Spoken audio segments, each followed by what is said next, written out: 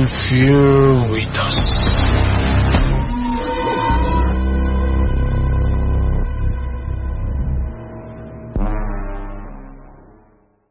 প্রিয় লিসেনার্স, আসসালামু আলাইকুম। Feel the real fear with us. সত্যিকারের ভয়ের অনুভূতি পেতে আফনান হরওয়ার্ল্ডের সাথেই থাকুন। দেশ ও দেশের বাইরে যেখান থেকে আফনান হরওয়ার্ল্ডের আজকের হরর নাইটের 121তম এপিসোডের সাথে যুক্ত হচ্ছেন বা পরবর্তীতে হবেন, সকলকে জানাচ্ছি শুভেচ্ছা ও ভালোবাসা। আশা করি সবাই ভালো আছেন, সুস্থ আছেন। আজকের এই এপিসোডে দুটি ঘটনা নিয়ে হাজির হয়েছি। এই দুটি ঘটনা আমরা যাদের কাছ থেকে পেয়েছি, মজার বিষয় হচ্ছে এই দুজনের বাড়ি কিন্তু মাগুরা জেলাতে। প্রথম যে ঘটনাটি শেয়ার করব, এই ঘটনাটি আমরা যার কাছ থেকে পেয়েছি ওনার নাম অনিক। আর দ্বিতীয় যে ঘটনাটি আপনাদের সাথে শেয়ার করব, এই ঘটনাটি যিনি পাঠিয়েছেন তাকে আপনারা মোটামুটি সবাই চেনেন, আমাদের শেখ মিকাইল আহমেদ ভাই। ওনার বাড়ি মাগুরা জেলার মোহাম্মদপুর উপজেলায়, আর অনিক ভাইয়ের বাড়ি মাগুরা জেলার সদর উপজেলায়। তো চলুন ঘটনায় চলে যাবার আগে যে কথাগুলো সবসময় বলি, আমাদের এই চ্যানেলে যে ঘটনাগুলো প্রচারিত হয় আপনাদের কাছ থেকেই পাওয়া, আর আমরা সব সময় আপনাদেরকে সত্য ভয়ের ঘটনাগুলো পাঠাতে বলে থাকি। আমরা বিশ্বাস করি যে সত্য ভয়ের ঘটনা প্রচারের মাধ্যম দিয়ে আমরা শুধু ভয়ের বিনোদন দিতে চাই না, সেই ঘটনাগুলোর মাধ্যম দিয়ে শিক্ষণীয় কিছু বিষয় শেয়ার করতে চাই। তাই আপনাদের জানা বা আপনাদের সাথে ঘটে যাওয়া সত্য ভয়ের ঘটনাগুলো আমাদেরকে লিখে বা রেকর্ড করে afnanthehorwalbd@gmail.com এই ইমেল অ্যাড্রেসে ইমেল করতে পারেন। ইমেল অ্যাড্রেসের স্পেলিংটা বলে দিচ্ছি, afnanthehorwalbd afnanthehorwalbd@gmail.com। স্পেলিংটাও আমরা আমাদের ভিডিও ডেসক্রিপশনে দিয়ে রেখেছি, সেখানে গিয়ে স্পেলিংটা চেক করে নিতে পারবেন। প্রিয় লিসেনার্স, আজকের এপিসোডের ঘটনাগুলো কেমন লেগেছে তা কিন্তু ঘটনা দুটি শোনার পর এই ভিডিওর কমেন্ট সেকশনে কমেন্ট করতে ভুলবেন না। এছাড়া আমাদের ফেসবুক পেজ আর গ্রুপ কিন্তু রয়েছে আপনাদের হরওয়ার্ল্ড নামে, সেখানে গিয়েও আপনারা আপনাদের মতামত জানাতে পারেন। এই ভিডিও লাইক বাটনে প্রেস করতে ভুলবেন না। ভিডিওর লিঙ্কটাও বেশি বেশি করে শেয়ার করে দেবার অনুরোধ করছি। প্রিয় লিসেনার্স, আমাদের আরেকটি ইউটিউব চ্যানেল রয়েছে আফনান স্পি নামে, সেটার লিঙ্কও এই ভিডিওর ডেসক্রিপশনে একদম উপরের দিকে দেওয়া রয়েছে। সেখানে ক্লিক করলেই আপনারা আমাদের ওই চ্যানেলে ঢুকে যেতে পারবেন। রহস্য, ভয় এছাড়া অন্যান্য ভিডিও নিয়েও সেখানে আমরা রেগুলার এপিসোড আপলোড করছি। চলুন ঘটনায় চলে যাই। প্রথম ঘটনাটি আমরা তো অনেক ভাইয়ের কাছ থেকে পেয়েছি। এই ঘটনাটি ওনার নিজের সাথেই ঘটে যাওয়া একটি ঘটনা নয়, 2013 সাল থেকে শুরু করে নিয়ে এই 2026 সাল পর্যন্ত বিভিন্ন সময় যে রোমহর্ষক ঘটনাগুলো ওনার সাথে ঘটেছিল, সেই ঘটনাগুলি মূলত আমাদেরকে উনি পাঠিয়েছেন। 2013 সালে উনি ক্লাস 3-তে পড়তেন। ওনার জন্মস্থান কিন্তু মাগুরা জেলার সদর উপজেলায়, আর গ্রামের নাম হচ্ছে নতুন বাজার, নিজ নান্দুয়ালি আশ্রমপাড়া। উনি ধর্মগতভাবে হিন্দু ধর্মাবলম্বী, এই কারণে এই ঘটনার মধ্যে ওনার ধর্মীয় কিছু কিছু বিষয় কিন্তু চলে আসবে। উনি মূলত যখন ক্লাস 3-তে পড়েন তখন উনি নানা বাড়িতে থেকে লেখাপড়া করতেন। ওনার নানা বাড়ি কিন্তু ঝিনাইদহ জেলাতে, তবে গ্রামের নামটি উল্লেখ করছি না, যদিও বা উনি আমাদেরকে জানিয়েছেন সেটা ঝিনাইদহ সদর উপজেলা থেকে 7 কি 8 কিলোমিটার ভেতরে ওনার নানা বাড়ি। তো বিকেলবেলা সাধারণত উনি ওনার সমবয়সী বন্ধুদের সাথে খেলাধুলা করতেন। নানা বাড়ি থেকে প্রায় 1 কিলোমিটার দূরে, এই 1 কিলোমিটার দূরে একটা জায়গায় খেলতে গিয়েছেন। সময়টা কিন্তু ছিল শীতকাল। তো ওনার বয়সী যারা আছেন তারা দেখা যাচ্ছে যে খেলাধুলা করেছেন। এরপর সন্ধ্যা যখন লাগবে, যেহেতু আরেকটু দূরে যেতে হবে, ওখানে যারা খেলতে এসেছিল তাদের বাড়িটা কিন্তু ওনার নানা বাড়ির আশেপাশেই, তারা তো চলে যাবে। তো ওনাকেও বলেছে চল চলে যাই। উনি আবার কি মনে করে একটু পরে যাবেন চিন্তা করেছেন। তখন কিন্তু সন্ধ্যা মোটামুটি নেমে এসেছে, তবে অন্ধকার একদম চারদিকে যে ছেয়ে গেছে এমনটা না, আলো আছে মোটামুটি, চলে যাওয়া যায় হেঁটে হেঁটে, এমন একটা অবস্থা। এদিকে অন্যরা আগে আগে চলে গেছে, উনি আসছেন। তো উনি যেই পথ দিয়ে আসছিলেন ওখানে একটা জায়গা রয়েছে, সেই জায়গাটার নাম হচ্ছে তালতলা। এই জায়গাটা কিন্তু বেশ ভয়ঙ্কর, অনেকেই নাকি ওখানে ভয় পেয়েছে। উনি যখন ওই তালতলার কাছে এসেছেন তখন দেখেন একটা অদ্ভুত এবং ভয়ঙ্কর দৃশ্য। এই যে তাল গাছ, এই তাল গাছের পাশ দিয়ে বা নিচ দিয়ে একটা লোক হেঁটে যাচ্ছে। যেহেতু কিছুটা আলো ছিল, বোঝাই যাচ্ছে যে তার পরিধেয় বস্ত্রের রং কি ছিল। বেশ বড় কালো টাইপের একটা আলখেল্লা পরা, হাতে একটা কোনো কিছুর পাত্র, এটা যে ঠিক কিসের পাত্র এটা বোঝা যাচ্ছে না, তবে কোন একটা পাত্র এটা হাতে নিয়ে সে চলে যাচ্ছে।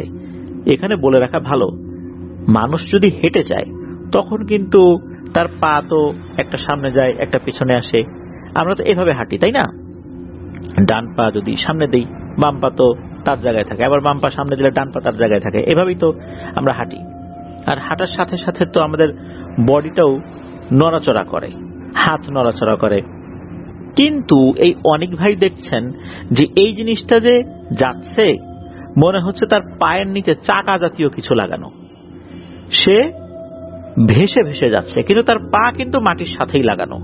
এমন না যে সে মাটির থেকে বেশ কিছুটা উপরে শূন্য অবস্থান করছে, এমন না, সে এভাবে যাচ্ছে। যেতে যেতে ওই পাশে থাকা একটা বাঁশঝাড়ের মতো জায়গা রয়েছে, এই দিকে চলে গেল। উনি কিন্তু জিনিসটা দেখলেন। যেহেতু উনি এমন একটা জিনিস দেখেছেন, দেখার পর উনি দ্রুত নানা বাড়িতে আবার চলে আসেন। এসে ওনার নানিকে বলছেন, এই ঘটনা, আমি তো এরকম একটা জিনিস দেখেছি। নানি তো এটা শুনেই ভয় পেয়েছে। আরে বলিস কি, এরকম একটা জিনিস দেখলি ওইখানে? না জানি পরে কোনো সমস্যা হয়, এই চিন্তা করে নানি কি করেছেন, ওনাদের বাড়ির কাছাকাছি একজন বয়স্ক ভদ্র মহিলা যিনি ঝাড়ফুঁক করতে পারতেন, তার কাছে নিয়ে যান এই অনেক ভাইকে। তো উনি ঝাড়ফুঁক করে দেন, বলেন যে ও কিছু না।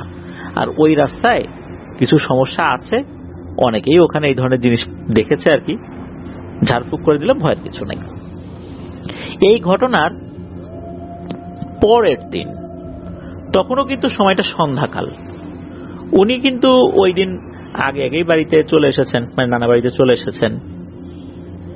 উনি ওনার নানা বাড়ির কাছাকাছি একটা জায়গা, ওই জায়গাতে একটু জঙ্গলের মতো ছিল আর পাশেই বাঁশঝাড় ছিল। তো উনি ওই জঙ্গলের ওই দিকটাতে কোন একটা কারণে গিয়েছেন। উনি দেখেন সাদা আলখেল্লা পরা একটা লম্বা ব্যক্তি, তার হাতে তেমন কিছু ছিল না, বা কিছু আছে কিনা বোঝা যায় নাই।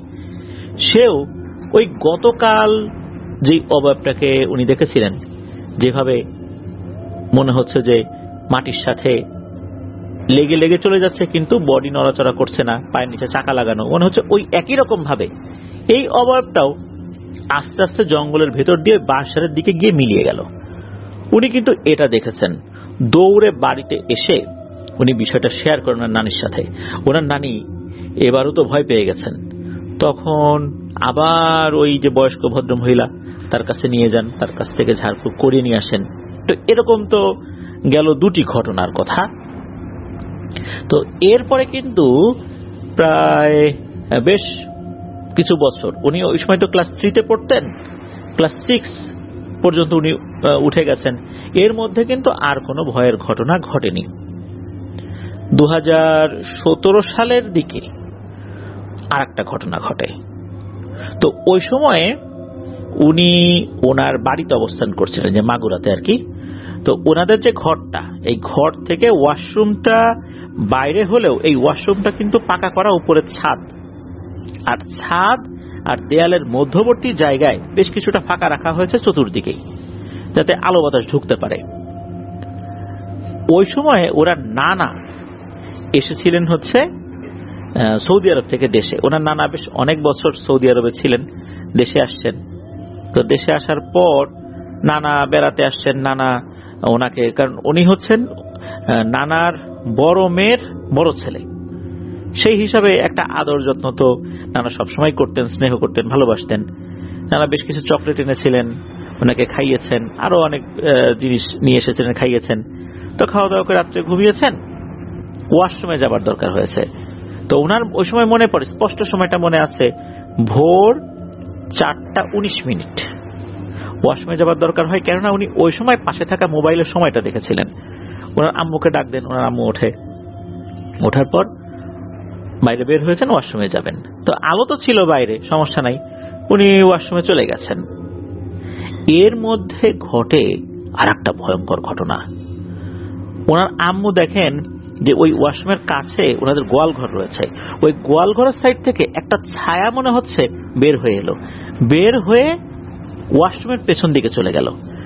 তো এই দৃশ্য দেখার পর উনি চিন্তা করেছেন যে উনি হয়তোবা কি দেখে ফেলেছেন রাতের বেলা। কেননা উনিও তো ঘুমিয়েছিলেন, ঘুম থেকে একদম ঘুম চোখে উনি এসে দাঁড়িয়েছেন ওয়াশরুমের কাছাকাছি জায়গায়, ভুল তো দেখতেই পারেন। উনি এই চিন্তা করে বিষয়টাকে আসলে এভাবে পাত্তা দেন নাই। কিন্তু এর মধ্যে ঘটছে আর একটা ভয়ঙ্কর ঘটনা, তা হচ্ছে ওয়াশরুমের ভেতরে তো অনেক ভাই বসে আছেন। হঠাৎ করে মনে হলো ওয়াশরুমের পেছন দিকে খচমচ করে ওঠে, মনে হচ্ছে ওখানে কোনো কিছুর উপস্থিতি রয়েছে। গ্রামে তো রাতের বেলা বিভিন্ন নিশাচর প্রাণী ঘুরেই বেড়ায়, উনি মনে করছেন এরকম কিছু। কিন্তু হঠাৎ করে খুবই গম্ভীর কণ্ঠে বলে ওঠে, অনিক, হে অনিক, এভাবে বলে ওঠে। তো উনি আবার ভিতর থেকে বলছেন, হ্যাঁ কে? উনি আবার উত্তর দিয়েছেন, কিন্তু এরপরে আর কোনো সারা শব্দ নাই। আবার 1-1.5 মিনিট পর বলে উঠছে, অনিক, হে অনিক। উনি আবার বলে উঠছেন, হ্যাঁ কে ডাকে? এরপর আর কোনো সারা শব্দ নাই। তো উনি চিন্তা করলেন কি ব্যাপার, কে ডাকে? নিশ্চয়ই কাছাকাছি যে আমার যে বন্ধুর বাড়ি আছে, মনে হয় ও এখানে এসে মজা করছে। তখন উনি কি করেছেন, উনি ফ্রেশ হয়ে, ওই যে বলেছিলাম যে ওয়াশরুমের উপরের দিকে কিন্তু ফাঁকা জায়গা ছিল, উনি যেহেতু মানে শরীর স্বাস্থ্য তো চিকন ছিল আর কি, অনায়াসেই উনি লাফ দিয়ে হাত উপর দিকে উঠিয়ে দিয়েছেন, বডিটাকে ঝুলিয়ে দিয়েছেন। এরপরে হাতের উপর ভর করে মাথাটা উপরের দিকে তুলেছেন, তুলে চারদিকে তাকিয়ে দেখছেন যে বাইরে কে তাকে ডাকে। উনি দেখলেন কেউ নাই। এরপর আবার যখন উনি নিচে নেমেছেন, আবার বাইরে থেকে বলে ওঠে, অনেক, এ অনেক। এইভাবে কিন্তু কয়েকবার ওনাকে ডাকে, খুব গম্ভীর কণ্ঠে। আর এই কণ্ঠটা ওনার মোটেও পরিচিত ছিল না। তো উনি ওয়াশরুম থেকে বের হয়েছেন, বাইরে বের হয়ে দেখেন দূরে ওনার আম্মু দাঁড়িয়ে আছে। পরে ওনার আম্মুর সাথে উনি ঘরে এসে বলছেন যে কে যেন আমাকে ডাকলো অনেক বলে, কিন্তু আমি তো খুঁজে কাউকে পাইলাম না, আর কণ্ঠটা অপরিচিত, বেশ গম্ভীর কণ্ঠ। তো ওই সময় ওনার আম্মু কিছু বলেন নাই। পরদিন সকালবেলা ওনার আম্মু বলেছিলেন যে উনি গোয়াল ঘরের পাশ থেকে একটা ছায়ামূর্তিকে বের হতে দেখেছেন, বেশ লম্বা একটা ছায়ামূর্তি ওয়াশরুমের পেছন দিকে চলে গেল।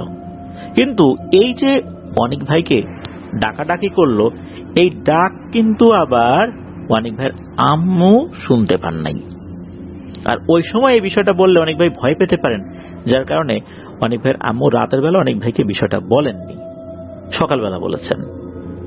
তো এই তো গেল একটা ঘটনা। তো এরপরে দেখা গেল যে বেশ আরো কয়েক বছর চলে গেল, এর মধ্যে আর তেমন কোনো ঘটনা ঘটেনি। তো উনি এসএসসি পরীক্ষা দিয়ে চলে আসেন হচ্ছে ফরিদপুরে ওনাদের এক আত্মীয় বাড়ির এখানে থেকে উনি লেখাপড়া করছিলেন। ওনার আত্মীয় বাড়ি যেটা, সেটা হচ্ছে ফরিদপুরের শিবরামপুর এলাকায়। ওখানে থেকে উনি লেখাপড়া করছিলেন। আর ফরিদপুরে যে ইয়াসিন কলেজ আছে, সরকারি ইয়াসিন কলেজ, সেখানে উনি অধ্যয়নরত ছিলেন। ওই যখন ফার্স্ট ইয়ারে ভর্তি হয়েছেন, তো তখন তো বিভিন্ন সময় পরীক্ষা পড়ে। আর ওই সময় ওনাদের এলাকা থেকেও কিন্তু বেশ কিছু ছেলেরাও ওই প্রতিষ্ঠানে এসে ভর্তি হয়েছিল। তো উনি তো একদিন হয়েছে কি পরীক্ষা, কোন একটা পরীক্ষা আর কি, তো পরীক্ষা দিচ্ছেন। পরীক্ষাটার যে সময়টা ছিল 2টো থেকে 5টা পর্যন্ত, অর্থাৎ দুপুর 2টায় শুরু হবে, বিকাল 5টায় শেষ হবে। 5টায় যখন শেষ হয় তখন তো উনি আবার এই শিবরামপুরের দিকে চলে আসবেন। তখন তো এই অটো জাতীয় যেই গাড়িগুলো আছে, গাড়িগুলোতেই আসতে হবে আর কি। তো উনি আসছেন, আস্তে আস্তে দেখা গেল যে সন্ধ্যা হয়ে গেছে। তো উনি যে যাবেন ওনার এই আত্মীয়ের বাড়িতে, ওখান থেকে কিন্তু রিক্সাতেই চলে যাওয়া যায়। উনি চিন্তা করলেন যে এটুকু পথ হেঁটেই চলে যাই। তো উনি যেই পথ দিয়ে যাবেন ওখানে জঙ্গলের মতো একটা জায়গা রয়েছে। যখন উনি ওই পথ দিয়ে যাচ্ছেন তখন কিন্তু সন্ধ্যা হয়ে গেছে বলতে মাগরিবের নামাজও হয়ে গেছে, চারদিকে মোটামুটি অন্ধকারই বলা চলে। আকাশের দিকে তাকালে হালকা একটু আলোক ছটা দেখা যায় বটে, কিন্তু সেই আলোতে চারদিকে যে আলোকিত এরকমটা না। তো উনি যাচ্ছেন, জঙ্গলের পাশ দিয়ে যাচ্ছেন। হঠাৎ করে ওনার কাছে মনে হলো পেছন থেকে কেউ ওনার চুল টানার চেষ্টা করছে। উনি আবার ওই সময় ঘাড়ের দিকে একটু চুল বড় রাখতেন, একটু বাবরি টাইপের চুল রাখার চেষ্টা করতেন কি, তবে চুলটা কিন্তু বড় ছিল না ওই রকম।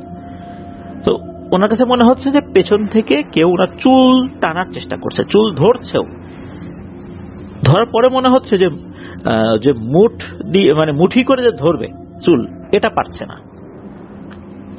উনি তো বুঝতে পারছেন ঝামেলাটা কি হয়েছে, কেননা পেছনে কেউ আছে এই অনুভূতিটা ওনার কাছে কিন্তু হচ্ছিল। আর ওই সময়ে ওই জায়গাটা খুবই নির্জন ছিল, আশেপাশে কোনো লোকজন ছিল না। তখন তো আর রাত না ওরকম, তারপরও ওই সময় লোকজন ছিল না। ওনার চুল ধরার বারবার চেষ্টা করছে, মাঝে মাঝে মনে হচ্ছে ওনার একটা চুল ধরছে। একটা চুল যদি ধরে কেউ পেছন থেকে টান দেয় তখন কিন্তু একটা অনুভূতি হয়, এই অনুভূতিটাও কিন্তু ওনার হচ্ছিল। উনি দ্রুত হাঁটা শুরু করেছেন। তো উনি যে হাঁটছেন, হাঁটতে হাঁটতে একটা জায়গা আছে, ওখানে একটা মহিলা মাদ্রাসা আছে, ওইখানে আবার আলো আছে। উনি চিন্তা করছেন যে ওই আলোর দিকে যাই। তো মহিলা মাদ্রাসার কাছাকাছি চলে এসেছেন, এমন সময় দেখতে পান ওনার এক বন্ধু আসছে হেঁটে হেঁটে। তখন ওনার বন্ধু ওনাকে দেখে বলে যে কি ব্যাপার অনেক, তুই এত রাত্রে, এত রাত তো না, মানে এই সময় একা একা একা একা আসছিস। তখন এই অনেক ভাই বলছেন যে জানিস এই যে মাত্র এরকম একটা ঘটনা ঘটছে, আমার চুল ধরে টানাটানি করার চেষ্টা করছিল। তখন ওনার বন্ধু বলেন যে আসলে রাতের বেলা বা সন্ধ্যার পরে এই দিক দিয়ে কেউ হেঁটে আসতে চায় না, অনেকটা ঘুরে আসতে চায়। হয়তোবা মাত্র সন্ধ্যা হয়েছে, মাত্র রাত নেমেছে, এই জন্য তুই আসছিস, কিন্তু এরপরেও খেয়াল কর আমি কিন্তু তুই যে পথ দিয়ে আসছিস ওই পথ দিয়ে আসিনি, আমি এইখান থেকে অন্য দিক দিয়ে ঘুরে যাব।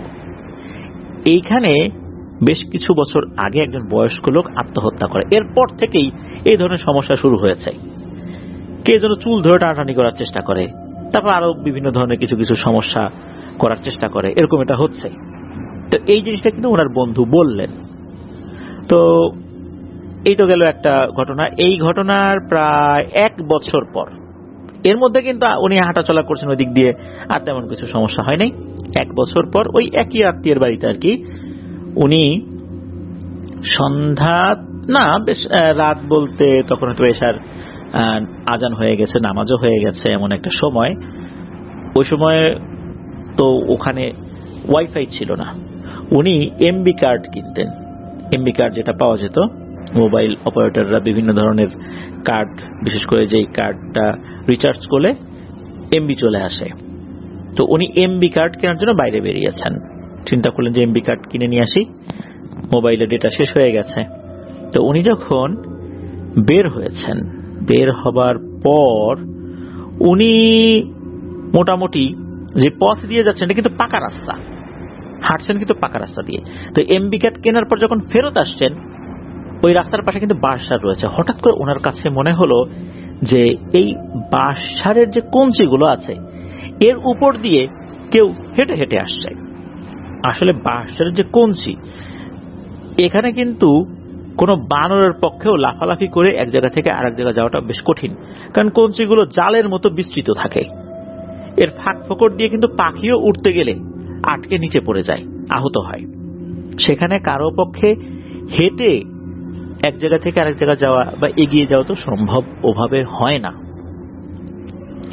তো উনি ফিল করছেন যে এরকম কেউ একজন হেঁটে যাচ্ছে। তখন উনি কি করছেন, ওনার চোখটা একটু বাঁকা করে, মানে আর চোখে দেখার চেষ্টা করছেন যে জিনিসটা আসলে কি। তো উনি দেখতে পেলেন যে আসলেই বাঁশের কঞ্চির উপর দিয়ে হেঁটে হেঁটে একটা জিনিস, মনে হচ্ছে জিনিসটা কালো কুচকুচে, উচ্চতা মানুষের মতোই মনে হবে, তবে এই জিনিসটাও একদম বাঁকা চোখে ওনার দিকে তাকিয়ে আছে। মানে উনিও আর চোখে তাকিয়ে আছেন, আর ওই জিনিসটাও আর চোখে ওনাকে দেখছে। আর ওই জিনিসটার চোখ দুটো লাল টকটকে আর লাইটের মতো জ্বলছে। তো উনি যখন এটা দেখলেন, উনি আবার চোখটা সরিয়ে ফেলেন, ভয় পেয়েছেন মারাত্মক। দ্রুত উনি ওই বাড়িতে ফেরত আসলেন। এরপরে এসে তো জিজ্ঞেস করছেন যে এখানে কি কোনো সমস্যা টমস্যা নতুন করে তৈরি হয়েছে কিনা, এরকম একটা জিনিস দেখলাম, 1 বছর হয়ে গেল আর কোনো সমস্যা হলো না। তখন একটা বিষয় জানা গেল, তা হচ্ছে এই যে বাঁশঝাড়টা, এই বাঁশঝাড়ের এখানে একটা দুষ্টু পিশাচ বসবাস করে। এর কাজই হচ্ছে মানুষকে বিরক্ত করা। মানুষ রাতের বেলা দিক দিয়ে হেঁটে গেলেই সে বিরক্ত করবে, মানে করবেই, এটা তার একটা বদ অভ্যাস হয়ে গেছে। তো এটা উনি শুনলেন আর কি। এরপরেও আরো বেশ কিছু বছর কেটে গেল, উনি তো আবার নিজ এলাকায় ফেরত আসছেন ইন্টারমিডিয়েট পাশ করার পর। আর সময়টা উনি বললেন এর পরের যে ঘটনাটা, এটা 31st নাইট। তো উনি ওই সময় গিয়েছিলেন নানা বাড়িতে, ঝিনাইদহ হয় আর কি। তো ওখানে থাকা ওনার বন্ধুদের সাথে রাতের বেলা পিকনিক করবেন। তো পিকনিক হয় রাত 1টার দিকে, খাওয়া দাওয়া শেষ করে উনি আবার ওনার নানা বাড়িতে ফেরত আসবেন। তো উনি যেই পথ দিয়ে ফেরত আসবেন, এই পথের প্রথমে পরে একটা মেহগুনি বাগান, এরপরে দেখা যাচ্ছে যে বাঁশঝাড় রয়েছে, পুকুর রয়েছে, শ্মশান রয়েছে। শ্মশানের ওখানে আবার তাদের দুটো কবর রয়েছে, অর্থাৎ হিন্দু ধর্মাবলম্বীদের মধ্যে অনেকের কবর হয়, সমাধি অনেকে বলে আর কি। তো এরকম কবর রয়েছে দুটো। তো ওই দিক দিয়ে ওনাকে আসতে হবে।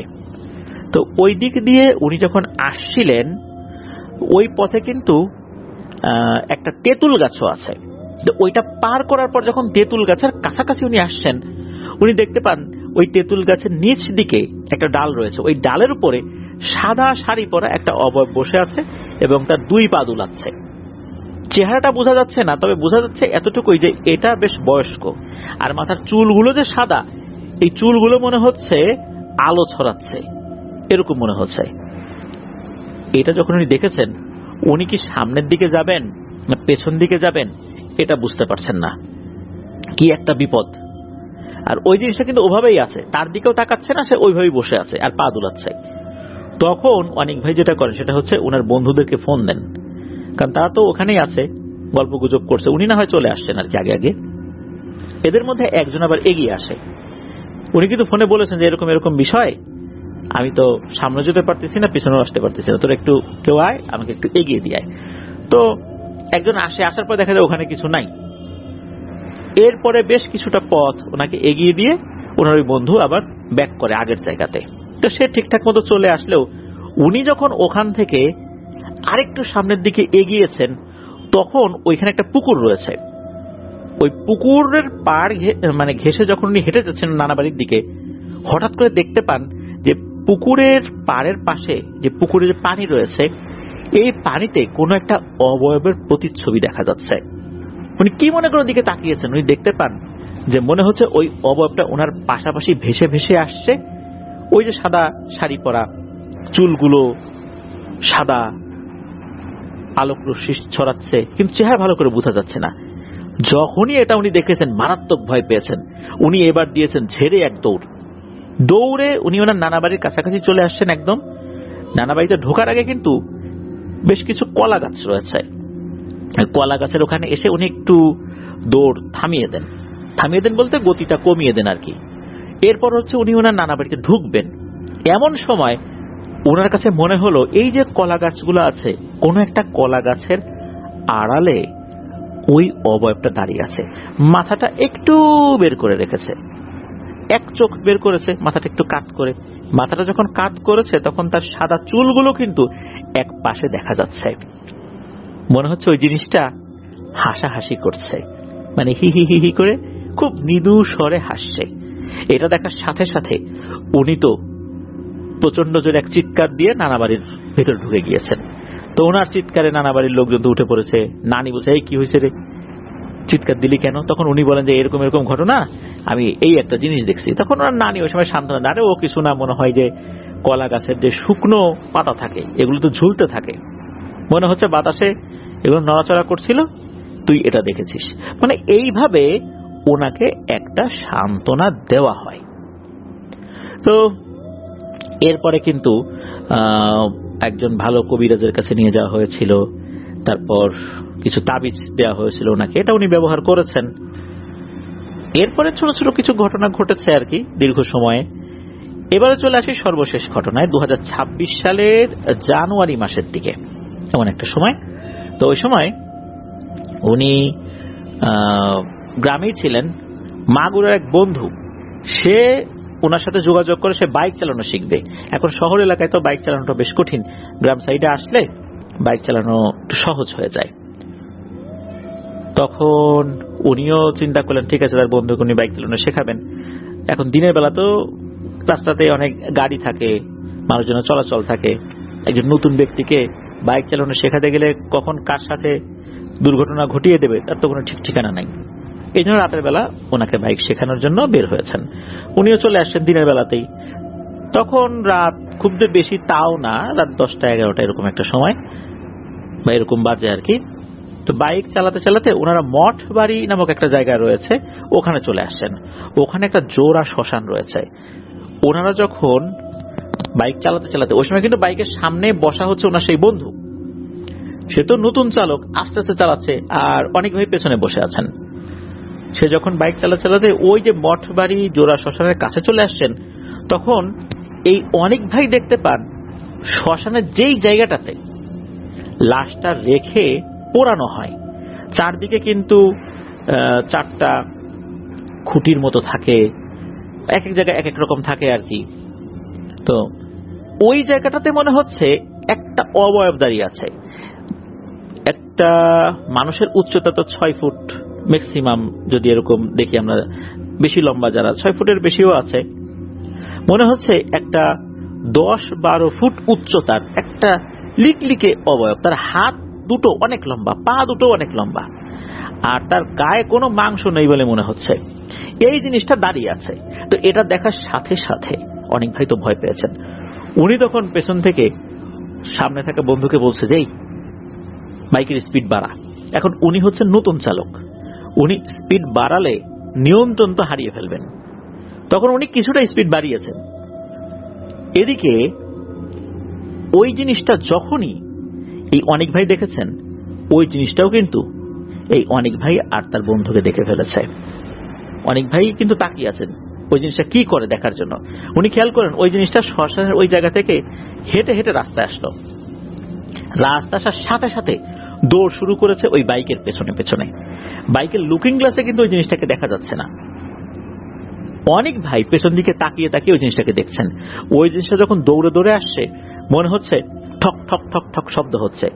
যেহেতু তার গায়ে কোনো মাংস ছিল না, মনে হচ্ছে পুরোটাই হাড় কঙ্কালের মতো। যেহেতু রাস্তার উপর দিয়ে হেঁটে আসছে, পাকা রাস্তা, এই জন্য ঠক ঠক ঠক ঠক শব্দ হচ্ছে। এদিকে পেছন থেকে অনেক ভাই সামনে থাকা তার বন্ধুকে বলছেন, এই স্পিড বাড়া, স্পিড বাড়া। তো উনি তো স্পিড বাড়াচ্ছেন। একটা পর্যায়ে এসে উনি বলতেছেন যে, আমি আর স্পিড বাড়াতে পারবো না, আমি যদি এখন আরো বেশি স্পিড বাড়াই, এখন আমি আর নিয়ন্ত্রণ করতে পারবো না, বাইক কিন্তু পড়ে যাবে খাদের মধ্যে বা বড় একটা দুর্ঘটনা ঘটবে।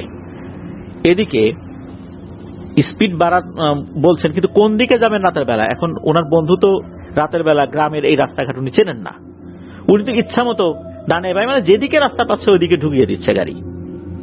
এরকম করতে করতে এমন একটা গ্রামের রাস্তায় ঢুকিয়ে দিয়েছে, আশেপাশে কোনো লাইট নাই, চারদিকে ঘুটঘুটে অন্ধকার। দূরে দূরে যে ঘর বাড়িগুলো আছে সেখানে তাদের বাড়িতে লাইট জ্বলছে, এতটুকুই হচ্ছে আলোর উৎস। আকাশেও কোনো চাঁদ নাই, মেঘে ঢাকা, মানে অন্ধকার। আলোর উৎস আর একটা আছে, তা হচ্ছে ওনাদের বাইকের হেডলাইট। হেডলাইট থেকে যে আলোটা বের হচ্ছে সামনে, এটাই হচ্ছে আলোর উৎস। তো এরকম চলতে চলতে একটা জায়গায় এসে ওনারা থামেন। সেটা হচ্ছে ওইখানে একটা জায়গা রয়েছে, একটা স্থাপনা আছে, তার বাইরে একটা ল্যাম্প পোস্ট রয়েছে। এটা হচ্ছে সৌর বিদ্যুতের ল্যাম্প পোস্ট। তো ওখানে এসে বাইকটা থামতে বলেন, মানে থামাতে বলেন আর কি। তোমার বন্ধু থামায়, থামানোর পরে উনি আবার পিছন দিকে তাকিয়েছেন। আমার বন্ধুকে কিন্তু বলতেছেন এই ঝামেলা। এই অনেক ভাই দেখতেছেন যে দূরে ওই জিনিসটা এখনো দৌড়ে দৌড়ে আসছে, ঠক ঠক শব্দ হচ্ছে। তখন অনেক ভাই ওইনার যে বন্ধু তাকে বলে, তুই পিছনে বস, আমি বাইক চালাচ্ছি। তখন ওনাকে পিছনে বসানো হয়, আর উনি যখন বাইক চালাচ্ছেন তখন সর্বোচ্চ স্পিড দিয়ে দ্রুত উনি বাড়িতে চলে আসেন। তো এটা ছিল ওনার সাথে ঘটা শেষ ঘটনা। ক্লাস 3 থেকে, অর্থাৎ 2013 সাল থেকে বিভিন্ন সময় ওনার সাথে বিভিন্ন ঘটনা ঘটেছে। তো তার কিছু অংশ উনি পাঠিয়েছেন। উনি জানিয়েছেন আরো অনেক ঘটনা রয়েছে, এই যে তালতলা থেকে শুরু করে নিয়ে আরো বিভিন্ন জায়গায় রয়েছে। এই জায়গা কেন্দ্রিক আরো অনেক ঘটনা রয়েছে, পর্যায়ক্রমে উনি সেগুলো পাঠাবেন বলে জানিয়েছেন। ধন্যবাদ জানাচ্ছি অনেক ভাইকে আপনার পাঠানো ঘটনার জন্য। আশা করি আপনাদের মতো আরো যারা রয়েছেন তারা আমাদেরকে এইভাবে বেশি বেশি করে ঘটনা পাঠাবেন, তাহলে ইনশাল্লাহ আমরা এভাবেই অনেকটা পথ একসাথে পাড়ি দিতে পারবো। প্রিয় লিসেনার্স, চলুন চলে যাব আমাদের এবারের এপিসোডের দ্বিতীয় ঘটনা। এই ঘটনাটি আমাদেরকে পাঠিয়েছেন আমাদের সবার প্রিয় শেখ মিকাইল আহমেদ ভাই। শেখ মিকাইল আহমেদ ভাই আমাদেরকে যে ঘটনাটি পাঠিয়েছেন, এই ঘটনাটি পরিকেন্দ্রিক ঘটনা। ঘটনাটি আমি যখন পড়ছিলাম তখন এই ঘটনাটি এটা প্রচার করব কি করব না এটা নিয়ে আমি একটু চিন্তিত ছিলাম, কেননা এই ধরনের ঘটনা আমরা আগে প্রচার করেছি, কিন্তু ঘটনা পড়তে পড়তে একটা জায়গায় এসে আমি থমকে যাই যে এইটা কি, এরকম বিষয় তো আগে ওভাবে কখনো পাইনি। এরপর চিন্তা করলাম যে এই ঘটনাটি নিশ্চয়ই আমাদের লিসেনাররাও দারুণ দারুণ করে আসলে এনজয় করবেন, আমি আশা করব। ভৌতিক এনজয় যেটাকে বলি আর কি আমরা, ভয়ের আনন্দ। তো চলুন ঘটনা শুরু করছি। মিকাইল আহমেদ ভাই, উনার বাড়ি তো মাগুরা জেলার মোহাম্মদপুর উপজেলার শ্যামনগরে, এটা তো আমরা বিভিন্ন সময় শেয়ার করি আর কি ওনার ঠিকানাটা। আর উনি ঢাকার একটি নামকরা পত্রিকায় চাকরি করছেন। উনি যখন যশোর স্কুলে লেখাপড়া করতেন 2010 সালের দিকে, ওনার এক বন্ধু, তার নাম হচ্ছে হাবিব, তার আপন চাচাতো মামার সাথে একটি ঘটনা ঘটেছিল। একটি পরি রিলেটেড ঘটনা, এটা 80-র দশকের মধ্যবর্তী সময় বা শেষ দিকে হতে পারে বলে অনুমান করা হয়, এক্সাক্ট সালটা বলা মুশকিল। তো যখন উনি যশোরে লেখাপড়া করতেন পড়াশোনার সুবাদে, তখন ওনার এই বন্ধু হাবিব ওনাকে কথায় কথায় অল্প করে বলেছিল যে ওনার মামার সাথে একটা পরীর ঘটনা আছে। তখন অবশ্য মিকাইল ভাই আগ্রহ করে সেটা শোনেন নাই। কিছুদিন আগে ফেসবুক চালাতে চালাতে ওনার এই ফ্রেন্ডকে পেয়ে যান, তখন ওনার সাথে আবার যোগাযোগ করেন। এরপর ঘটনাটি উনি সংগ্রহ করেন, তারপর আমাদেরকে পাঠান। তবে এই ঘটনার মধ্যে বেশ কিছু রহস্যময় বিষয় রয়েছে যা অমীমাংসিত। কিছু কিছু জায়গা আমরা হাইড করব সঙ্গত কারণে। তো এই যে হাবিব ভাই, ওনার যে মামা, উনি তখন কলেজে লেখাপড়া করতেন, যশোর MM কলেজে। পড়াশোনার কারণে মূলত হাবিব ভাইয়ের চাচাতো মামা এই হাবিব ভাইদের বাড়িতে থেকেই লেখাপড়া করতেন। এই মামা, ওনার যে বাড়ি, এটা ঝিনাইদহ জেলার একটা জায়গায়, সঙ্গত কারণে আমরা সেই জায়গাটার নাম বলছি না। মামা একাই ছিলেন, ওনার কোনো ভাই বোন ছিল না, মানে পিতামাতার একমাত্র সন্তান বলতে আমরা যেটা বুঝি আর কি। তবে এই হাবিব ভাইদের যে বাড়ি, এই বাড়িটার এক্সাক্ট লোকেশন বলতে যদিও বা নিষেধ করা হয়েছে, তবে আমি এতটুকু বলছি যে যারা যশোর যান, যশোরের যেই জায়গাটাতে বাস থেকে নামিয়ে দেওয়া হয় ওই জায়গার আশেপাশেই এই হাবিব ভাইদের বাড়ি, অর্থাৎ ওই কলেজটার খুব কাছাকাছি। ওই সময় এই হাবিব ভাইদের একতলা বিল্ডিং বাড়ি ছিল আর কি। যখন অতিরিক্ত গরম লাগতো, বিদ্যুৎ থাকতো না, তখন মামা হাবিব ভাইদের বাড়ির এই ছাদের উপরে চলে যেতেন। ওখানে দেখা যেত যে হারিকেন নিয়ে গিয়েছেন বা এমন কিছু নিয়ে গিয়েছেন যেটার আলোতে পড়া যায়। আর পড়ার জন্য ওই ছাদের উপরে উনি ছোট্ট একটা চৌকির মতো রেখেছিলেন, পড়াও যায়, আবার যদি উনি ক্লান্তি অনুভব করেন ওইটার উপরে একটু ঘুমানো যায়, এরকম একটা ব্যবস্থা উনি করেছিলেন। তখন কিন্তু ঘন ঘন শুধু ইলেকট্রিসিটি চলে যেত, ঘন ঘন বিদ্যুৎ চলে যেত। আর এই যে মামা, উনি দেখতে শুনতে অনেক সুন্দর ছিলেন, উঁচু লম্বা সুদর্শন একজন পুরুষ। আর উনি এমন একজন পুরুষ ছিলেন যে কোনো মেয়ে ওনাকে দেখলে পছন্দ করবেই, এমন একটা অবস্থা। উনি যদিও বা প্র্যাকটিসিং মুসলিম ছিলেন না, নামাজ পড়তেন মাঝে মাঝে, তবে ওনার সততা, সত্যবাদিতা, এই জিনিসগুলো কিন্তু উল্লেখ করার মতো। মিথ্যা কথা উনি কখনো বলতেন না, ওয়াদা দিয়ে ওয়াদা রক্ষা করার চেষ্টা করতেন, মানে এরকম ভালো ভালো গুণ ওনার মধ্যে ছিল। তখন মামার বয়স 19 কি 20 বছর, আর মামার নাম ছিল হাসান। এক রাতে, রাত 11টা কি 12টা হবে আর কি, তো এই হাসান মামা ছাদের উপরে খাটের উপর শুয়ে মানে পূর্ণিমার চাঁদ দেখছেন আর কি। ক্লান্তি অনুভূত হচ্ছিল, গরমও পড়েছে, বাইরে বেরিয়েছেন অর্থাৎ ছাদে গিয়েছেন, চাঁদের আলো জল জল করছে। উনি চিন্তা করলেন যে এমন একটা পরিবেশ, একটু চোখের উপরে শুয়ে থাকি। উনি যখন এরকম অনেকক্ষণ শুয়ে আছেন, হঠাৎ করে ওনার শরীরে একটা অদ্ভুত অনুভূতি সৃষ্টি হয়। এই গরমের মধ্যে মনে হলো ঠান্ডা একটা শীতল বাতাস এসে ওনার শরীরে লাগলো, শরীরটা একদম ঠান্ডা হয়ে গেল। পরক্ষণে চারদিকে একটা অজানা ফুলের সুবাস পেতে থাকেন এই হাসান মামা। হাসান মামার কাছে মনে হচ্ছে বেলি ফুল আর অন্য কোনো ফুলের মিশ্রণে এই সুঘ্রাণটা তৈরি হয়েছে। ওনার মধ্যে এক অন্য ধরনের অনুভূতি বিরাজ করছে। তখন হাসান মামা চৌকি থেকে উঠে বসেন এবং দাঁড়িয়ে উকি ঝুঁকি মেরে দেখতে থাকেন যে এই সুঘ্রাণটা কোথা থেকে আসছে। উনি ফিল করলেন যে মোটামুটি মিনিট খানেক পর এই সুঘ্রাণটা হারিয়ে গেছে, আর নেই।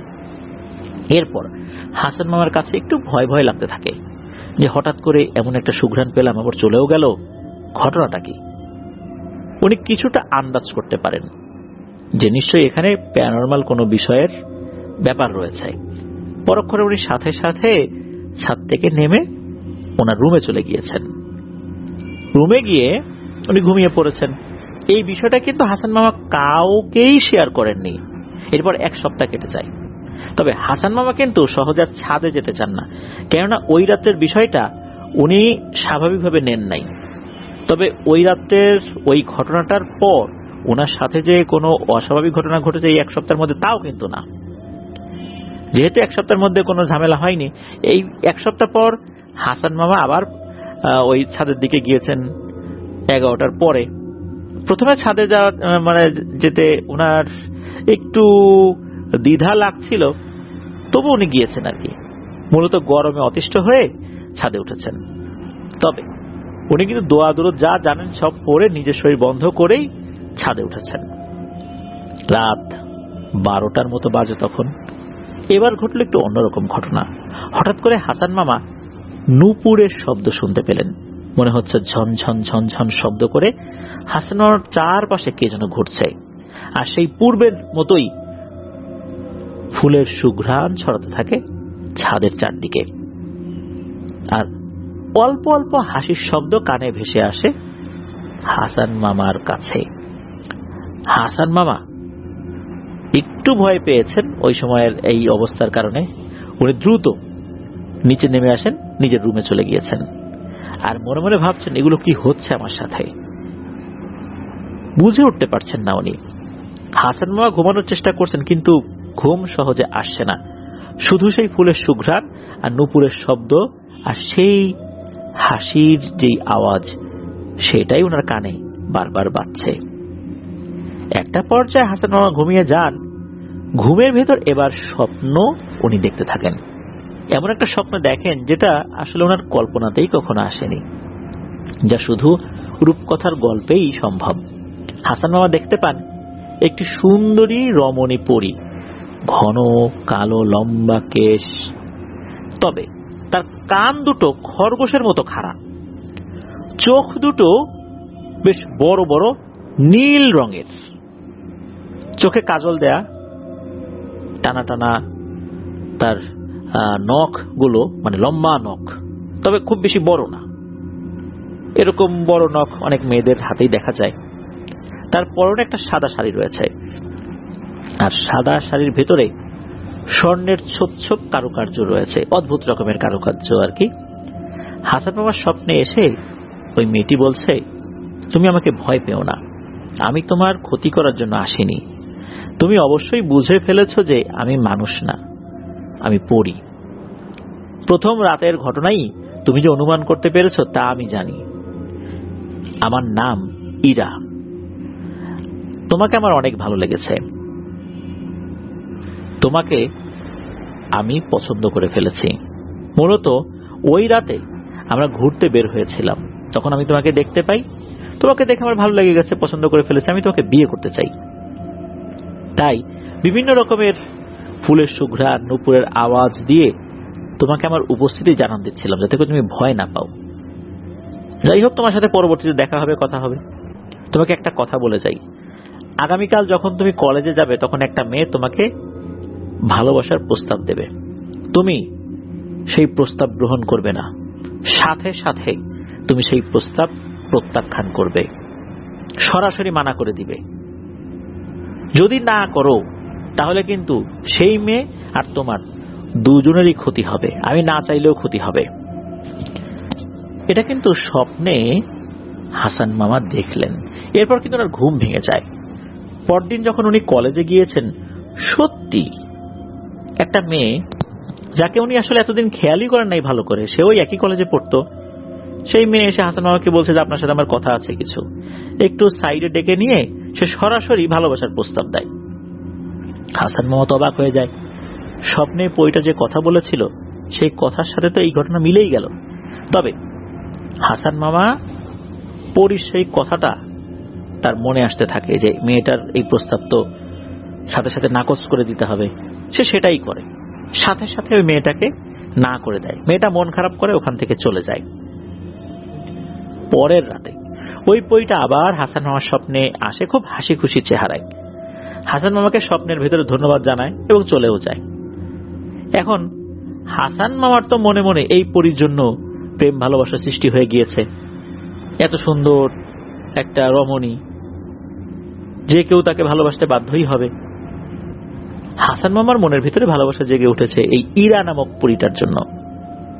হাসান মামা চাতক পাখির মতো ছটফট করতে থাকে আর ভাবতে থাকে কখন তার সাথে দেখা হবে, কখন স্বপ্নে আসবে। এমন আকাঙ্ক্ষা তার মনের মধ্যে সৃষ্টি হয়। এমন একটা অবস্থায় উনি পৌঁছে যান, ওনার রাতে আর ঘুমই আসতে চায় না। সারাক্ষণ ছাদে থাকেন, সারা রাত ছাদের উপর ঘোরাঘুরি করেন, মনের এই আশা নিয়ে যদি ইরা পরীর সাথে দেখা হয় তাহলে তার সাথে কথা বলতে পারবো। কিন্তু হাসান মামার সব আশা বালি হয়ে যায়। ইরা পরী তো আর ছাদে আসে না। ভোরের দিকে মন খারাপ করে আবার হাসান মামা রুমে চলে আসেন। আবার চোখ বন্ধ করলেই ওই ইরা পরীর চেহারা তার চোখের সামনে ভাসতে থাকে। এইভাবে কিন্তু কয়েক সপ্তাহ পার হয়ে যায়। এর মধ্যে কিন্তু স্বপ্নেও ইরা পরীকে উনি আর দেখেন নাই, বাস্তবেও দেখেন নাই, তার কোনো উপস্থিতি উনি টের পান নাই। সপ্তাহখানেক পর হাসান মামার স্বপ্নে আবার ওই ইরা পরীটি আসে। এসে বলে, শোনো হাসান, আগামীকাল রাত 2টোর সময় তুমি ছাদে আসবে, তোমার সাথে আমার অনেক কথা আছে। এর পরপরই হাসান মামার ঘুম ভেঙে যায়। তখন বুঝতে পারেন যে ইরা পরীটা আসলেই কোনো মেসেজ দিয়ে গিয়েছে। ওই রাতে তো আর ঘুম হয় না। কখন দিন আসবে, আবার দিন পার হবে, রাত আসবে, আবার রাত 2টো বাজবে। পরের দিন রাত 2টো বাজার অনেক আগে থেকেই হাসান মামা ছাদে গিয়ে বসে থাকে আর অপেক্ষা করতে থাকে কখন সে আসবে। একটা পর্যায়ে সেই পরিচিত ফুলের সুঘ্রাণ, নুপুরের শব্দ আর ফিসফিস করে হাসির শব্দ যখন মামার কানে ভেসে আসতে লাগে, তখন হাসান মামা বুঝতে পারেন যে হ্যাঁ, ইরা পরী তার উপস্থিতি জানান দিচ্ছে তাকে। হাসান মামা ভালোবাসার কারণে এতটাই অন্ধ হয়ে গিয়েছিলেন যে কে পরী কে জিন এগুলো চিন্তা ভাবনা করার সময়ই তার ছিল না, তার মাথায় এগুলো কাজই করছিল না। আর ভালোবাসার কারণে ইরা পরীকে দেখেও সে ভয় পেত না আর কি, অনেক সাহসী হয়ে গিয়েছিল হাসান মামা। সেই স্বপ্নে দেখা অভাবের মতোই ইরা পরী হাসান মামার সামনে এসে উপস্থিত হয়। হাসান মামা অবাক হয়ে মুগ্ধ হয়ে ইরা পরীর দিকে বাকরুদ্ধ হয়ে বেশ অনেকক্ষণ তাকিয়ে থাকেন আর মনে মনে ভাবতে থাকে যে আমি কি স্বপ্ন দেখছি না সত্যি আমার সামনে উপস্থিত হয়েছে ইরা পরীটা। হঠাৎ করে হাসান মামার ঘোর কাটে ইরা পরীর ঠান্ডা শীতল স্পর্শে। ইরা পরী তখন হেসে দেয় এবং আমাকে বলতে থাকে, এখনই যদি আমাকে দেখে অবাক হয়ে যাও তাহলে বাকি জীবন কি করবে শুনি, চলো তোমাকে একটা জায়গায় নিয়ে যাব। তখন হাসান মামা বলেন যে কোথায় যাব? তখন ইরা পরী বলেন, আমাদের দেশে চলো। তখন হাসান মামা বুঝতে পারছেন আসলে কি করবেন। ওইদিকে হাসান মামাকে তখন ইরা পরী বলেন যে তুমি একটা কাজ ভালো করেছো, তুমি আমার এই কথাটা কাউকে বলনি, নিজের ভিতরেই রেখে দিয়েছ। তুমি যে আমাকে কতটা ভালোবাসো এটাই তার প্রমাণ। আর কতটা ভালোবাসো এটাও বোঝার জন্য কয়েক সপ্তাহ তোমার সাথে আমি দেখা করিনি, তোমার মধ্যে কি ধরনের অনুভূতি হয় আমার জন্য, তোমার আকাঙ্ক্ষা কোন দিকে যায় এটা বোঝার চেষ্টা করছিলাম। তবে আমি সবসময় তোমার আশেপাশেই ছিলাম, তবে তোমাকে বুঝতে দেইনি। এখন বুঝতে পারছি যে তুমি আসলেই আমাকে অনেক ভালোবাসো। তোমাকে এখন পরীর রাজ্যে নিয়ে যাব, আমার মা তোমাকে দেখতে চেয়েছেন। তখন হাসান মামা বলতে থাকেন, কিভাবে নিয়ে যাবে? এরপর ইরা পরী হাসান মামার মুখের উপরে 2 হাত দিয়ে দেন, অর্থাৎ এই 5 আঙ্গুল দুটো এক জায়গা করে মুখের উপর দিয়ে দেন এবং ইরা পরী বলেন, তুমি চোখটা বন্ধ করে থাকো এবং চুপ করে থাকবা, আমি না বলা পর্যন্ত তুমি কথাও বলবে না, চোখও খুলবে না। তাই হয়। হাসান মামা চোখ বন্ধ করলেন, কথাও বলছেন না। আর যখনই নাকি এই ইরাপরি বলেছে যে কথা না বলতে এবং চোখ না খুলতে এবং 2 হাত সামনের দিকে ধরেছে তার চোখের উপর, মুখের উপরে, এরপর নাকি রাজ্যের ঘুম এসে এই হাসান মামার চোখে এসে ভর করেছে। ওনার শুধু এতটুকুই অনুভূতি হয়েছিল যে হঠাৎ করেই ওনার কোমরের দুপাশে এবং ঘাড়ের উপরে 3টা হাত চাপ দিয়ে ধরেছে, এতটুকুই। আর মুখের উপর তো ওই যে ইরাপরি 2 হাত দিয়েছে। তবে ওনার এতটুকু অনুভূতি হয়েছে যে মনে হচ্ছে এই 3টা হাত একই ব্যক্তির, মানে এমন অ্যাঙ্গেলে ধরেছে এটা ভিন্ন ব্যক্তির হতে পারে না। যাই হোক, অল্প সময়ের মধ্যেই ওনার ওই ঘোর কেটে যায়। ইরাপরি বলে ওঠে, এবার তুমি চোখ খোলো। হাসান মামা যখন চোখ খুললেন তখন দেখতে পেলেন যে এমন দারুণ একটা পরিবেশ, যেই পরিবেশটা কল্পনাতেই শুধু মানুষ আনতে পারে। সুন্দর সুন্দর ফুলের বাগান, আর যে রাস্তার উপর দিয়ে উনি হেঁটে যাচ্ছেন মনে হচ্ছে রূপার রাস্তা। ইরাপরি একটা সাদা কারুকার্য করা ঘরের ভেতরে নিয়ে যায় হাসান মামাকে। ওখানে হাসান মামা গিয়ে দেখেন একজন ভদ্র মহিলা কালো বোরখা পরা, তার চোখ দুটো শুধু দেখা যাচ্ছে, তার হাতেও দেখা যাচ্ছে যে হাত মোজা পরা, পায়ে পা মোজা পরা, শুধু চোখ দুটো দেখা যাচ্ছে। আর এই চোখ দুটো সাধারণ মানুষের মতোই। সামনে অনেকগুলো প্লেট রাখা আছে, সেখানে বিভিন্ন ধরনের খাবার রাখা আছে, ফল মূল মিষ্টি এগুলো রাখা আছে আর কি। তো হাসান মামা প্রথমে এগুলো খেতে চাচ্ছেন না ভয়ে, কিন্তু ক্ষুধাও লেগেছিল মারাত্মক। ক্ষুধার কারণে ওগুলো খেয়েছেন। খাওয়ার পর ওনার কাছে মনে হলো যে এত সুন্দর মিষ্টি ফলমূল আগে কখনো খান নাই। এরপর এই যে ইরাপরির মা হাসান মামাকে বলতে থাকেন যে শোনো, তুমি আমার মেয়েকে এখনই বিয়ে করবে, আমরা সব ব্যবস্থা করে রেখেছি। এই কথা শোনার সাথে সাথে হাসান মামা তো দ্বিধায় পড়ে যান। তো তখন নাকি ইরাপরির মা হাসান মামাকে কিছু বুঝতেন যে শোনো, তুমি তো ইরাকে ভালোবাসো, যদি ভালোবাসো তাহলে এখনই বিয়ে করবে, তোমার কোনো সমস্যা হবে না, তোমার পরিবারের দায় দায়িত্ব আমার, তোমার মা বাবাকে আমরাই ম্যানেজ করে নিব, তুমি কোনো চিন্তা করবে না, তুমি শুধু আমার মেয়েকে বিয়ে করে নাও, পরবর্তীতে কিভাবে কোন মাধ্যমে কি করা যায় সেটা আমরা দেখব।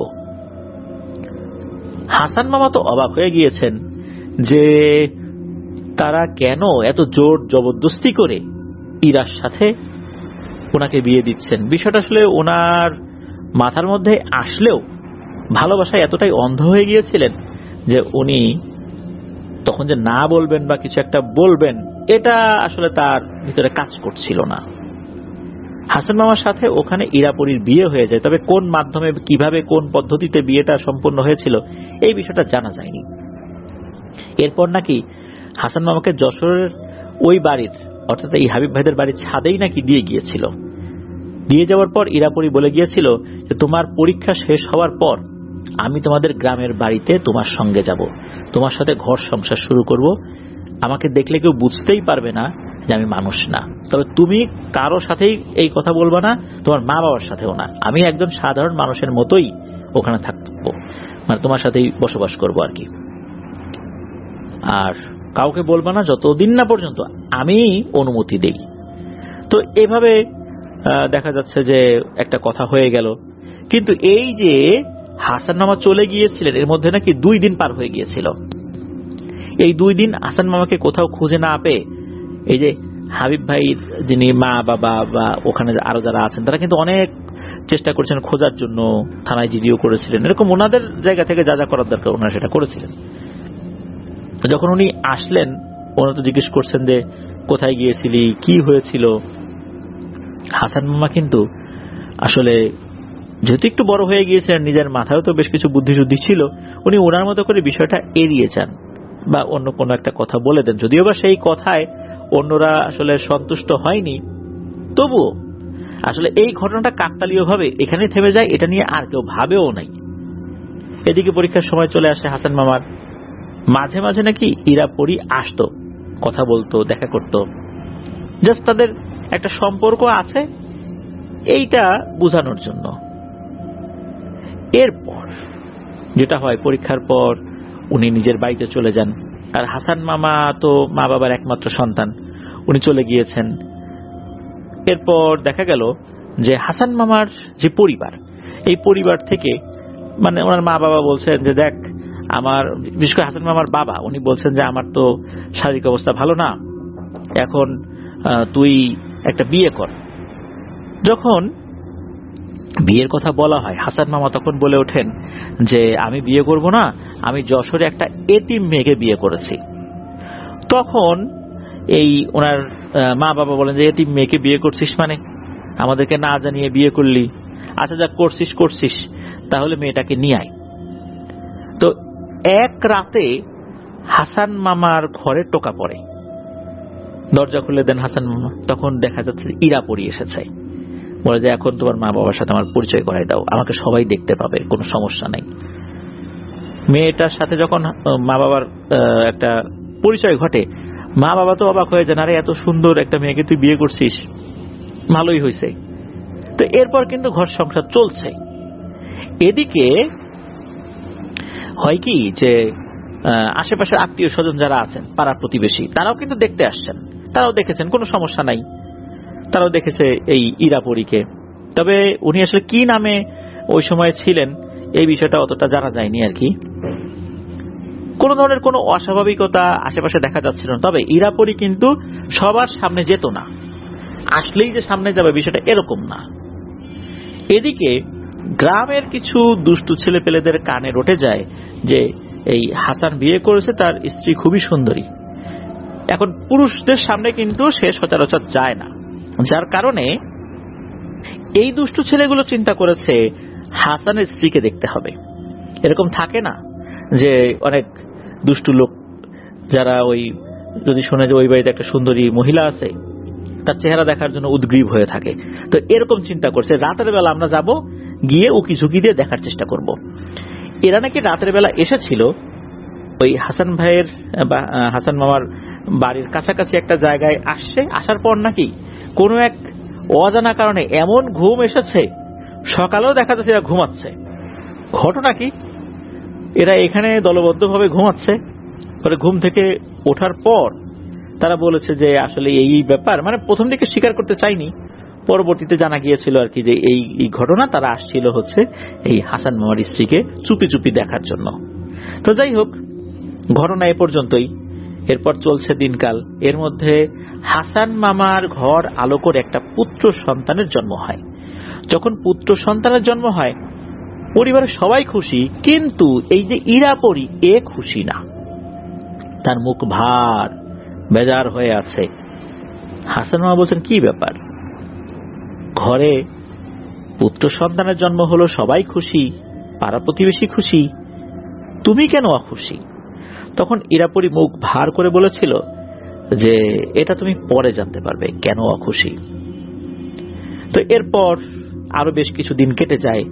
এই ছেলেটা আস্তে আস্তে অসুস্থ হতে থাকে, মানে ছোট বাচ্চা যেটা, অল্প কিছুদিনের মধ্যেই এই ছেলেটা মারাও যায়। পরিবারের শোকের ছায়া নেমে আসে।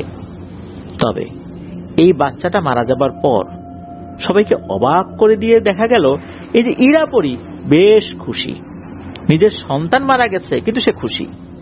এর কারণটা কি? এটা কিন্তু ওই সময় হাসান মামা বুঝতে পারেননি, এমনকি তার মা বাবাও বুঝতে পারেননি। এর বেশ কিছুদিন পর আবার তাদের ঘর আলো করে একটা কন্যা সন্তানের জন্ম হয়। যখন কন্যা সন্তানের জন্ম হলো, এবার দেখা গেল ইরাপরি বেশ খুশি, সে নিজের মেয়ের যত্ন নিচ্ছে। অথচ এর আগে তার যে পুত্র সন্তান হয়েছিল সেটাকে নিজের বুকের দুধই খাওয়াতে চাইতো না সেই ছেলেকে, এমন একটা অবস্থা, যার কারণেই সে দ্রুত মারা গিয়েছে। এরকম শোনা যায় আর কি, যতটুকু তথ্য পাওয়া যায়। কিন্তু এই কন্যা সন্তানকে সে খুব যত্ন করে রেখে দিচ্ছে, মানে খুব যত্ন করছে। একবার হলো কি, হাসান মামা বাইরে কোন একটা কাজে গিয়েছেন, কাজে যাবার পর উনি বাড়িতে ফেরত আসছেন। ফেরত আসার পর দেখা গেল যে এই হাসান মামার মা বাবার মুখ চোখ খুব ভার হয়ে আছে। কি ব্যাপার, কি ঘটনা? তখন ওর মা বাবা বলছে যে অনেকক্ষণ হলো তোমার সন্তান আর স্ত্রীকে তো দেখছি না, এই মেয়ে তো বাইরে কোথাও যাইতো না, এত বছরে তো আমরা বাইরে কোথাও, এত বছর বলতে তখন তো 2-2.5 বছর হয়েছে আর কি, এই সময়ের মধ্যে সে বাইরে কোথাও যায়নি, বাইরে কোথাও যেতে দেখিনি, যেতে বললেও যেত না, অথচ তাকে পাওয়া যাচ্ছে না এখন। এর মধ্যে হয়েছে কি যে এই যে হাসান মামার যে পরিবার, তার বাবা তো অসুস্থ ছিল, তার মা বাবা দুজনে কিন্তু সুস্থ হয়ে গিয়েছিল এমনিতেই। যখন উনি জানতে পারলেন যে ওনার কন্যা সন্তান নাই, স্ত্রী নাই, আর কেউ না জানলেও হাসান মামা তো জানতেন যে ওনার স্ত্রী এই যে ইরা, সে আসলে মানুষ না। ওনার রুমে গেলেন, রুমে যাওয়ার পর দেখলেন যে একটা জায়গায় একটা চিরকুট পড়ে আছে। এটা উনি খুললেন, খোলার পর উনি যেটা জানতে পারলেন তা আসলে ওনাকে খুবই অবাক করে দেয়, কষ্টেও ফেলে দেয়। ওখানে লেখা ছিল, প্রিয় হাসান, আমি প্রথমেই তোমার কাছে ক্ষমা চেয়ে নিচ্ছি, তুমি আমাকে ক্ষমা করবে। আমাদের পরিরাজ্যে প্রতি 100 বছর পর পরিরাজ্যের রানীরা আমাদেরকে পৃথিবীতে পাঠায় কোন সুদর্শন, চরিত্রবান, ভালো মনের পুরুষ খোঁজার জন্য। এরকম কারো সাথে বিয়ে দেওয়ার ব্যবস্থা করে। এই বিয়ের পর যদি কন্যা সন্তান হয়, সেই আমাদের পরবর্তী রানী হিসেবে বিবেচিত হয়। আমি মূলত পরী রানীর কথায় বাধ্য হয়ে তোমাকে বিয়ে করেছি, আমার নিজের কোনো ইচ্ছায় বিয়ে করিনি। তুমি যা যা দেখেছ সবকিছুই আমাদের পরী রানীর ইচ্ছাই হয়েছে, আমার তেমন কোনো ইচ্ছাই ছিল না। আর তোমার আমার যে কন্যা সন্তান, এই কন্যা সন্তান আমাদের এই গোত্রের রানী হবে, আর রানী হিসাবে তার যাবতীয় যে কাজকর্ম এগুলো সম্পন্ন হয়েছে। সে যখন বড় হবে সে দায়িত্ব গ্রহণ করবে। আর তুমি আমার কাছে জিজ্ঞেস করেছিলে না যে ছেলে হওয়ার কারণে কেন আমি খুশি হইনি? মূলত আমি জানতাম যে এই ছেলেটা বেশি দিন বাঁচবে না, আর ছেলেটা হবার কারণে তোমার সাথে আরো বেশি দিন আমাকে থাকতে হবে। এই জন্যই মূলত আমি খুব একটা খুশি ছিলাম না। সময় হয়েছে তোমাকে সবকিছু জানানোর জন্য। তোমার মেয়েকে নিয়ে আমি পরীর রাজ্যে চলে এসেছি। এখানে তোমার মেয়ে ভালো থাকবে, আর তোমার মেয়েকে দেখে আমাদের এখানকার সবাই অনেক খুশি হয়েছে। পরবর্তী রানী হিসাবে সে উপযুক্ত বিবেচিত হয়েছে। সে অনেক অলৌকিক ক্ষমতার অধিকারী হবে। তবে তুমি যদি বেঁচে থাকো, প্রতি 10 বছর অন্তর অন্তর তোমার সঙ্গে দেখা করতে আমি আসবো এই মেয়েকে নিয়ে। এছাড়া আর দেখা হবে না। এটাই ছিল চিঠির শেষ কথা। এই চিঠিটা পড়ার পর হাসান মামা মানসিকভাবে এতটাই ভেঙে পড়েছিলেন যে উনি দুঃখে কষ্টে উন্মাদ হয়ে গিয়েছিলেন। এতদিন তো উনি এই বিষয়ে কাউকে বলেননি, কারোর সাথে শেয়ার করেননি। এরপর ওনার মা বাবা সহ আশেপাশের সবাই জানতে পারেন ঘটনাটা কি। যারা যারা ইরাপরীকে দেখেছে তারাও অবাক হয়ে যায় যে আমরা একটা পরীকে দেখেছি এভাবে মানুষের বেশে। হাসান মামা কিন্তু এতটা মানসিকভাবে বিপর্যস্ত হয়ে পড়েছিলেন মনের দুঃখে, নিজের সন্তান হারানোর বেদনা, এরপর নিজের স্ত্রী কিভাবে আসলে এক ধরনের অভিনয় করেছে বলতে হবে। উনি কিন্তু এই ঘটনা 3 বছর পর আত্মহত্যা করেছিলেন মনের দুঃখে। এভাবেই হাসান মামার ঘটনার সমাপ্তি ঘটে। আর হাসান মামা হাবিব ভাইয়ের মামা হন। মূলত তার পরিবারের সবাই এই ঘটনা জানেন, তবে স্পেসিফিক ভাবে আমরা কিছু বিষয় বলিনি। যেমন হাসান মামার অরিজিনাল নামটা কি, আমরা হাসান মামা বলছি, এটা মূলত ওনার ছদ্মনাম। তারপর বেশ কিছু বিষয় আমরা আমাদের মতো করে আপনাদের সাথে শেয়ার করার চেষ্টা করেছি, কারণ আসলে অনেক বিষয় শেয়ার করা যায় না, এগুলো করা উচিত নয়। তাহলে দেখা যাচ্ছে অনেকেরই বিরাগ ভাজন হতে হয় আর কি আমাদেরকে। আর একটা বিষয়, পরিজগতে আসলে অনেক ব্যাপার স্যাপার রয়েছে। হাসান মামা যখন গিয়েছিলেন উনি নাকি ওই জগতে শুধু মহিলাদেরকেই দেখেছিলেন, কোনো পুরুষদেরকে দেখেননি। পরবর্তীতে উনি যখন বলেছিলেন এরকমটাই বলেছিলেন আর কি।